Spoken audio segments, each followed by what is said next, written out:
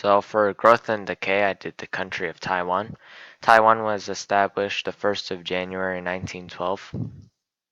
Taiwan currently has 23.69 million people inhabiting the island.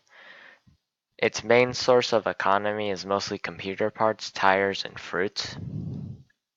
Taiwan's population is slowly growing 23.06% every year.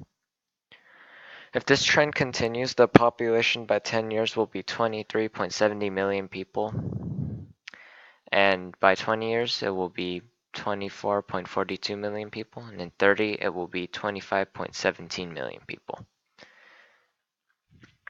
The population may have grown because people from the mainland of China may have came over to Taiwan, or more people are being born in Taiwan. Issues that may arise in the country are that there may be too many people being born and too many people coming over from the mainland, so the island may be overcrowded.